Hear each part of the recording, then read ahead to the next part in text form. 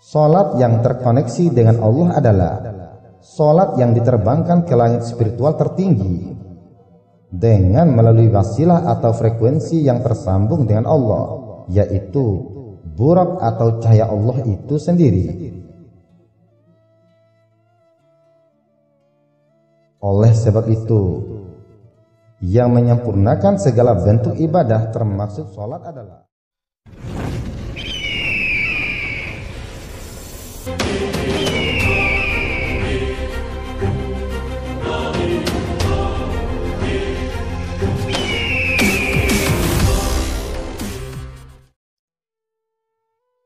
Bismillahirrahmanirrahim. Assalamualaikum warahmatullahi wabarakatuh.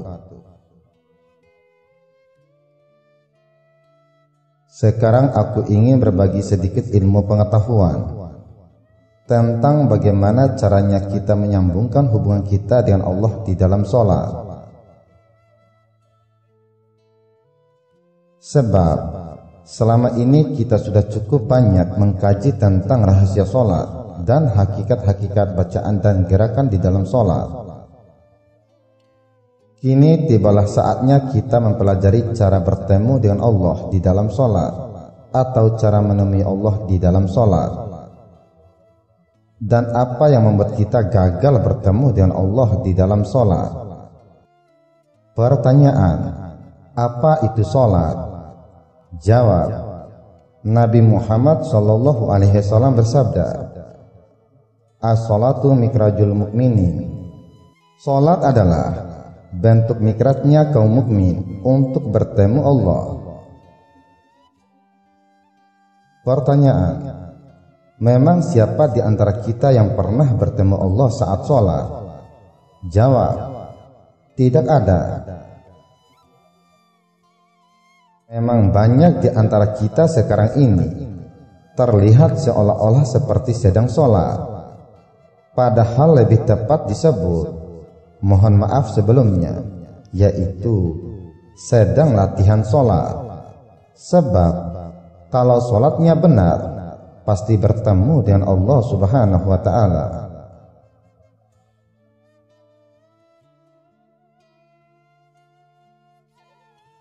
Ketahuilah olehmu, sholat itu adalah media atau alat untuk kita berkomunikasi atau berdialog dengan Allah.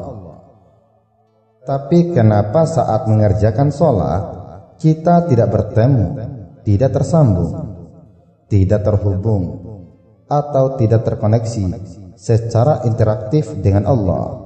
Padahal Allah juga menjanjikan bagi manusia secara umum basar untuk dapat berkomunikasi secara langsung dengannya dengan berbagai cara. Sebagaimana bunyi firman-Nya yang artinya, dan tidaklah patut bagi seorang manusia bahwa Allah akan berbicara kepadanya kecuali dengan perantaraan wahyu, atau dari belakang tabir, atau dengan mengutus utusan malaikat, lalu diwahyukan kepadanya dengan izinnya apa yang Dia kehendaki. Sungguh Dia Maha Tinggi, Maha Bijaksana. Al-Quran Surat Asy-Syura ayat 51. Pertanyaan, mengapa dalam sholat kita tidak pernah bertemu atau terkoneksi dengan Allah? Jawab, itu akibat kita membawa diri sendiri. Jadi mana mungkin rukuk, sujud, dan bacaan kita bisa sampai kepada Allah apabila kita membawa diri sendiri? Dan mana mungkin dimensi fisikal dan unsur-unsur materi bisa sampai kepada Allah? Bukankah Allah Maha Gaib, melampaui dimensi bentuk dan gerak? Sungguh Dia menolak unsur-unsur duniawi. Pertanyaan, apakah alasannya? Jawab, ketahuilah olehmu, Allah itu berada pada dimensi ruhani murni. Dia hanya menerima unsurnya sendiri, tidak mungkin dia menyerap unsur-unsur alam kebendaan. Jadi, yang sampai kepada Allah hanyalah unsur-unsur Allah itu sendiri. Karena hanya cahaya matahari yang sampai kepada matahari, atau hanya cahaya Allah yang sampai kepada Allah Subhanahu wa Ta'ala. Nabi Muhammad Shallallahu Alaihi Wasallam juga begitu. Dia bisa sampai ke sisi Allah juga karena adanya cahaya Allah yang populer disebut dengan burak. Jadi, mana mungkin Nabi Muhammad Shallallahu Alaihi Wasallam sebagai makhluk biologis bisa sampai ke sisi imaterial Allah Subhanahu wa Ta'ala, melainkan buraklah yang mengantarkannya ke hadirat Allah Subhanahu wa Ta'ala. Soal, apakah arti imaterial? Jawab, artinya adalah tidak berjasmani, bukan material, juga bukan fisik. Soal, lalu apakah itu burak? Jawab, burak menurut sudut pandang ilmu hakikat adalah kilat, sebutan lain dari cahaya Allah, yaitu sesuatu yang maha cepat dalam menyambungkan ruhani seseorang dengan Allah. Burak bukan jenis binatang atau makhluk, karena binatang atau makhluk itu mereka semua berada di dimensi rendah dan tidak akan bisa sampai ke sisi Allah Subhanahu wa Ta'ala. Jadi, pada wujud hakikinya, salat adalah bentuk mikratnya orang-orang beriman. Salat pada tingkat makrifat melampaui bentuk-bentuk jasadi. Secara syariat, salat yang sempurna tentu dengan meniru gerak Nabi. Meskipun dalam dunia Islam kita tidak menemukan kesamaan yang sempurna dalam gerak atau tata cara salat.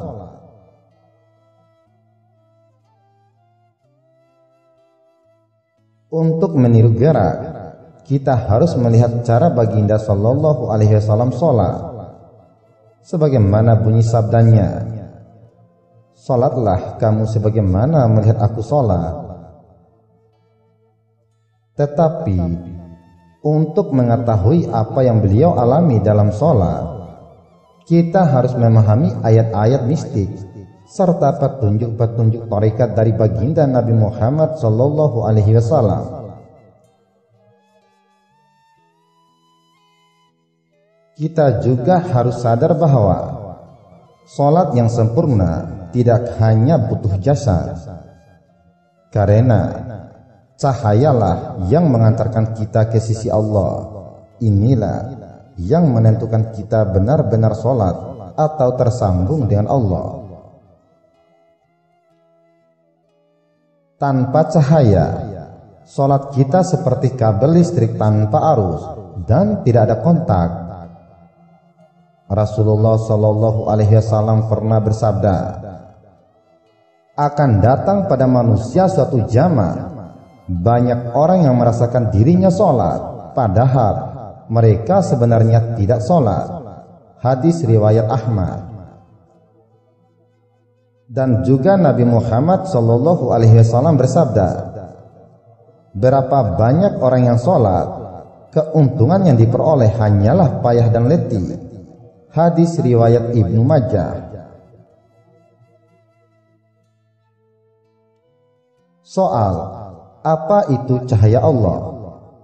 Jawab, cahaya Allah adalah entitas awal yang Dia ciptakan dari unsurnya sendiri. Dari elemen inilah terciptanya alam semesta.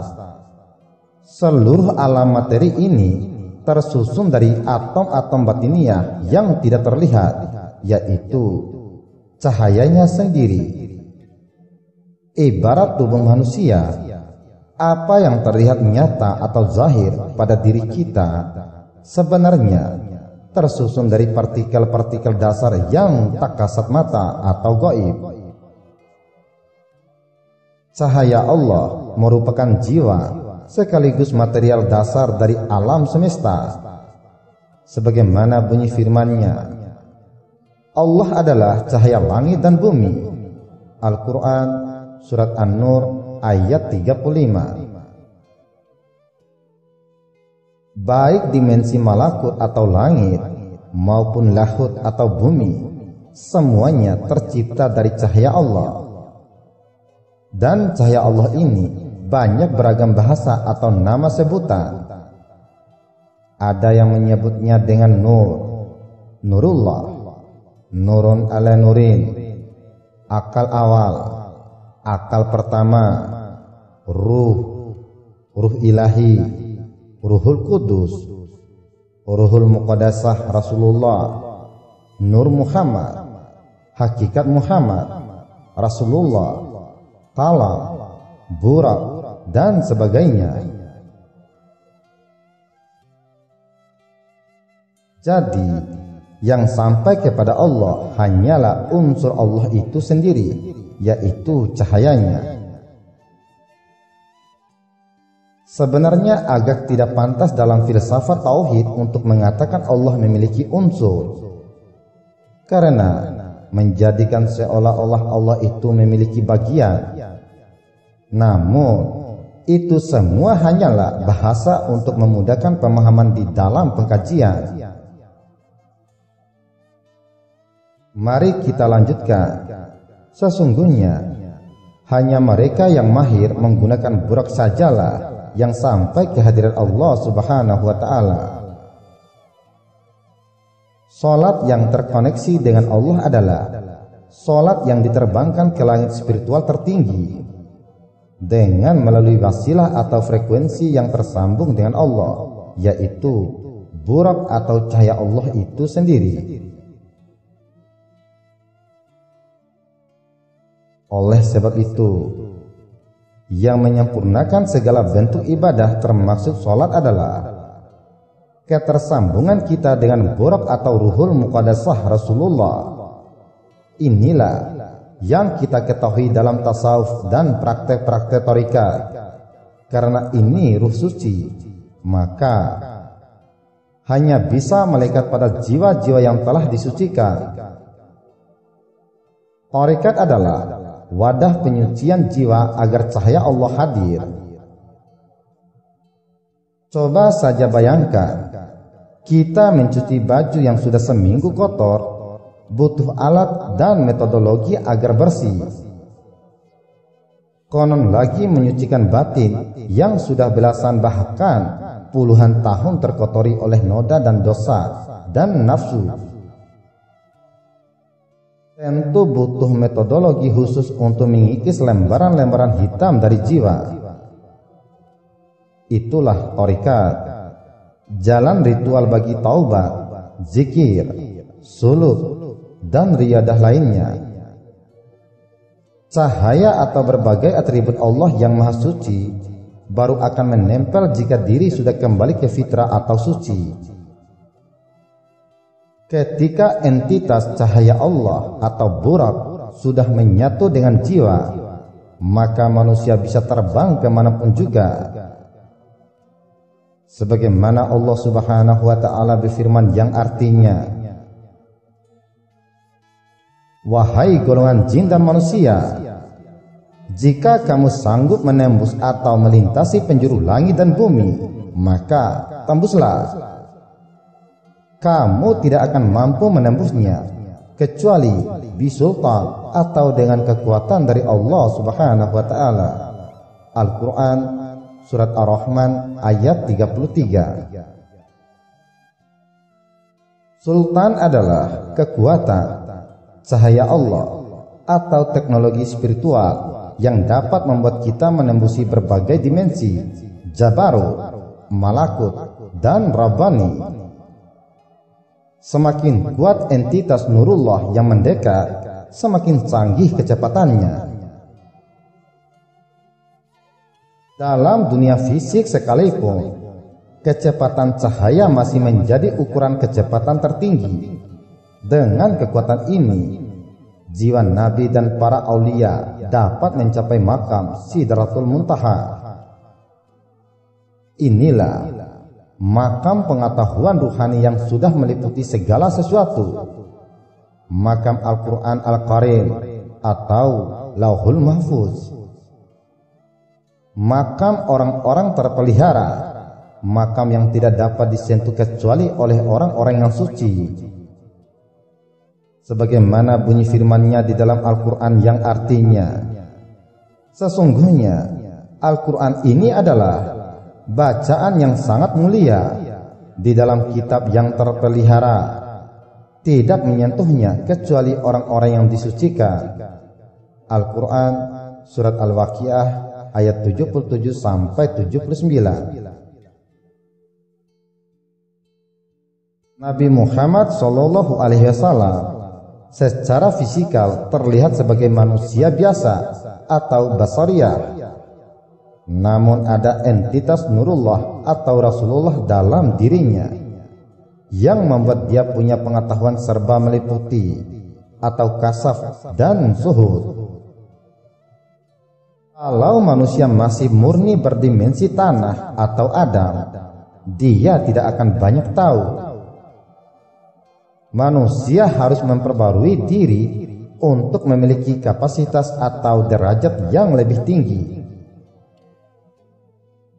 Ketika tanah ini menyatu dengan unsur hila atau ruh tertinggi, nurun ala nuri, maka makhluk-makhluk lain pun termasuk malaikat harus tersungkur bersujud kepadanya. Sebagaimana Allah berfirman di dalam Al-Quran yang artinya, ingatlah ketika Tuhanmu berfirman kepada malaikat, sesungguhnya Aku akan menciptakan manusia dari tanah. Maka apabila telah kusempurnakan kejadiannya dan kutiupkan kepadanya rohku, maka hendaklah kamu tersungkur dengan bersujud kepadanya. Al-Quran Surat Shad ayat 71 sampai 72.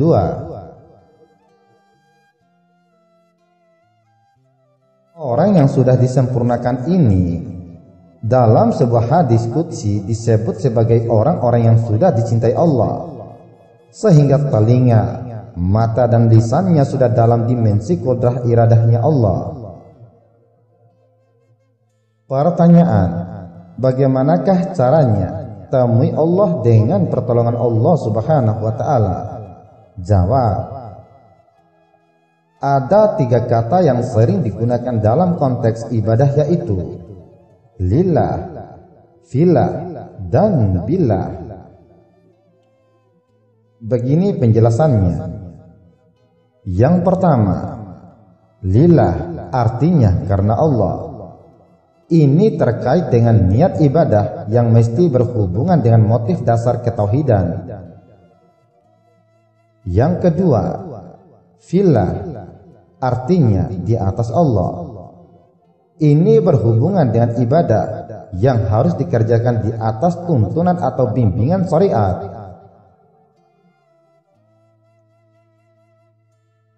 Yang ketiga, billah artinya dengan Allah. Ini berkaitan dengan hakikat ibadah berupa hadirnya unsur ilahiyah, pertolongan atau keikutan sertakan Allah Subhanahu wa Ta'ala. Jadi, jawaban la haula wala quwata illa billah saat diseru untuk sholat adalah kalimat kepasrahan total kepada Allah.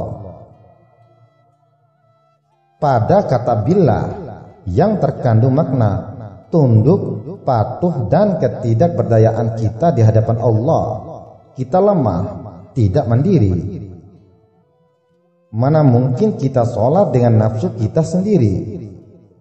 Karena hanya dengan bantuan cahaya Allah atau billah barulah kita bisa menyembahnya. Hanya melalui keahadan, keikhlasan, atau kesatuan dengan elemen nurullah barulah kita bisa mencapainya. Coba saja kita perhatikan surat Qul Huwallahu Ahad, di mana surat ini disebut surat Al-Ikhlas, padahal tidak ada kata Al-Ikhlas dalam surat ini. Yang menjadi pertanyaannya adalah, kenapa surat itu disebut surat Al-Ikhlas, padahal tidak ada kata Al-Ikhlas dalam surat itu? Jawab, ikhlas artinya kondisi jiwa yang sudah menyatu dengan Allah, sedangkan kalimat dia atau huwa di dalam ayat pertama surat Al-Ikhlas ada yang secara unik dimaknai sebagai Muhammad. Contohnya, katakanlah dia Muhammad adalah Allah yang Esa atau Ahad.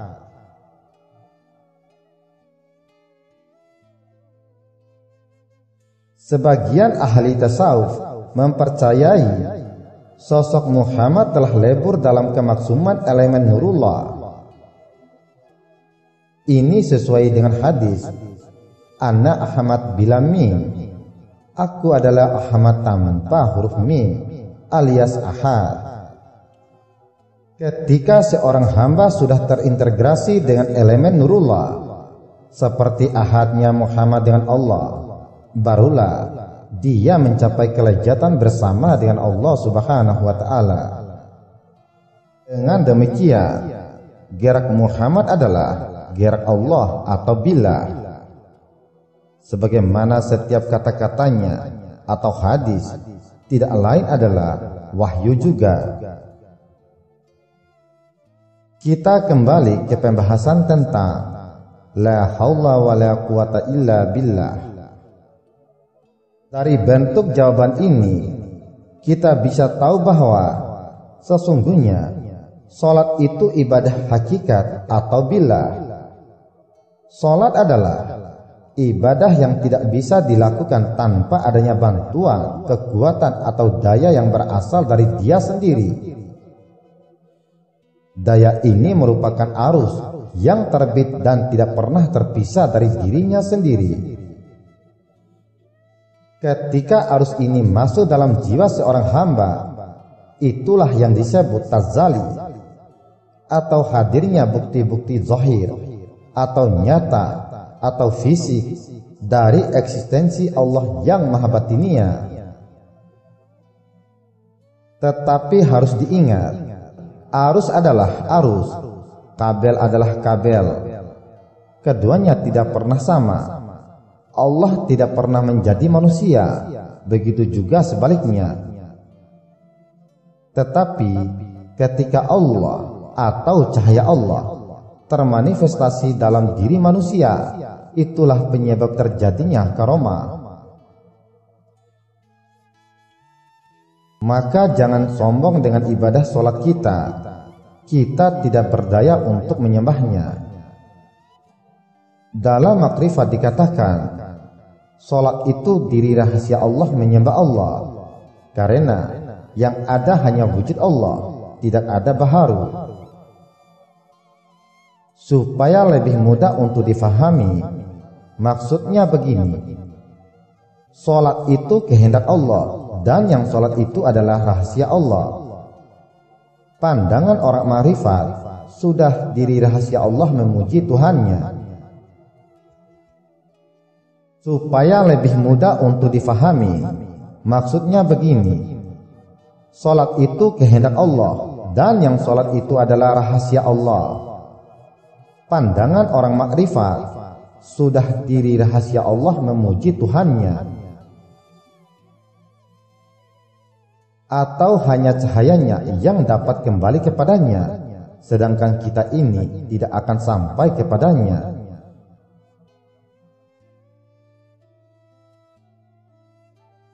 Dari penjelasan ini kita dapat memahami kalimat Inna lillahi wa inna ilaihi raji'un. Sesungguhnya yang berasal dari Allah akan kembali kepada Allah. Hanya jiwa yang telah tersucikan atau menyatu dengan cahaya Allah yang dapat kembali kepada Allah. Dan tidak akan diterima jiwa-jiwa yang kotor, bahkan akan gentayangan, tidak sampai ke langit dan juga tidak diterima bumi. Seperti firman-Nya yang artinya, sekali-kali tidak akan dibukakan kepada mereka pintu-pintu langit. Al-Quran Surat Al-A'raf ayat 40. Dan juga Allah Subhanahu wa ta'ala berfirman yang artinya, maka adalah seolah-olah jatuh dari langit lalu disambar oleh burung, atau diterbangkan angin ke tempat yang jauh. Al-Quran Surat Al-Hajj ayat 31. Oleh sebab itu, para ahli ma'rifat menasihati, jangan sholat dengan membawa diri sendiri, pasti tidak sampai. Allah tidak mengenal tanah atau jasmani seperti kita. Bawalah dirinya sendiri, bawalah Allah, bawalah cahayanya, bawalah rahasianya, karena hanya itu yang sepadan dengannya. Kalau sekedar sholat semacam mengikut gerakan, siapapun bisa. Atau kalau sekedar membaca ayat dengan indah, seperti merdunya nyanyian burung di waktu fajar, banyak yang ahli. Namun, yang bisa tembus ke alam Rabbani, itu butuh kesadaran yang tinggi. Kata Nabi Muhammad SAW, ada perbedaan mendasar antara ritus ibadah yang hanya berdimensi lahiriah dengan yang menyertakan aspek batiniah. Dua orang dari umatku mengerjakan sholat, rukuk dan sujud mereka sama, tetapi di antara mereka berdua ada perbedaan sejarak langit dan bumi. Inilah dimensi mistisisme atau zikir yang membentuk sholat. Namun diakui Nabi Muhammad SAW sedikit mengamalkannya. Seperti sabdanya, tidak mengingat Allah dalam sholatnya kecuali sedikit. Hadis riwayat Bukhari dan Muslim. Sejalan dengan bunyi firman Allah yang artinya, dan apabila mereka berdiri untuk sholat, mereka berdiri dengan malas. Mereka bermaksud riya dengan sholat di hadapan manusia, dan tidaklah mereka menyebut Allah kecuali sedikit sekali. Al-Quran Surat An-Nisa ayat 142. Dan juga Allah berfirman, dan mereka tidaklah mengerjakan sholat melainkan dalam keadaan malas. Al-Quran Surat At-Taubah ayat 54. Soal, bagaimana cara memperoleh cahaya Allah atau burak? Jawab, untuk memperoleh cahaya Allah atau burak, kita harus menempuh sebuah jalan, namanya Tarekatullah atau jalan menuju Allah. Itulah juga alasan mengapa perintah sholat turun kepada Nabi Muhammad SAW setelah menempuh perjalanan atau tarekat untuk memakrifati Allah. Dengan diperantarai malaikat dan ruh atau Jibril dan Burak, beliau berhasil menemui Allah di sebuah makam spiritual bernama Sidratul Muntaha.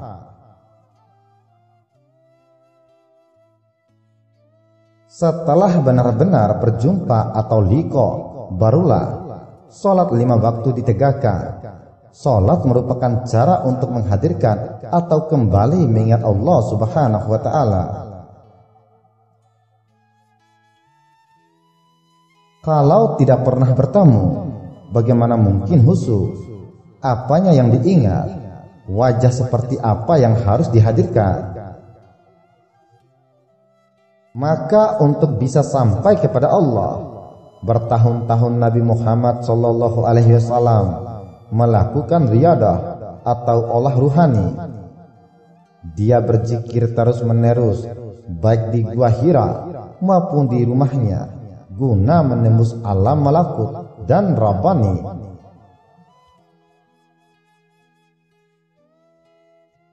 Zikir terawal Nabi Muhammad adalah zikir dinamis, tarekat untuk menyambungkan ruhaninya dengan entitas nurullah atau buraq. Zikir selanjutnya adalah sholat, yaitu zikir statis syariat untuk kembali mengingat-ingat Allah Subhanahu wa Ta'ala. Maka tarekat atau zikir menjadi jalan untuk menyempurnakan syariat. Batin dari sholat adalah tarikatnya. Kesimpulannya adalah, jadi tidak mungkin kita dapat menyembah Allah dan benar-benar tersambung dengannya. Tidak mungkin kita khusyuk tanpa ada bantuan dari Dia sendiri. Nur Muhammad yang berasal dari sisi Tuhan inilah yang menjadi kekuatan sholat. Rajin sholat tetapi tidak tersambung dengan elemen ruhullah atau buraq, tanpa energi billah ini, seindah apapun bacaan kita, apapun jubah kita, semahal apapun sejadah kita, seputih apapun peci kita, tetapi arus yang menyambungkan kita dengan Allah tidak ada, maka sudah dipastikan sholat kita tidak akan ada powernya atau tidak hidup karena tidak bernyawa. Tanpa keterkoneksian dengan Allah, apalah artinya gerak geri dan bacaan sholat? Sebab hanya sholat yang berkekuatan atau tersambung dengan Allah yang menjadikan akhlak menjadi mulia, terjauhkan dari perilaku keji dan kemungkaran.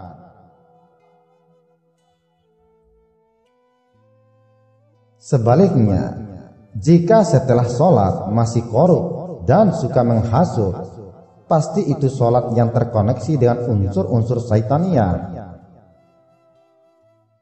Kalau diibaratkan nelpon, itu namanya salah sambung. Frekuensinya terganggu, menghayal kemana-mana, tujuan tidak tercapai, jiwanya ditangkap oleh syaitan. Inilah bentuk-bentuk kelalaian dalam sholat.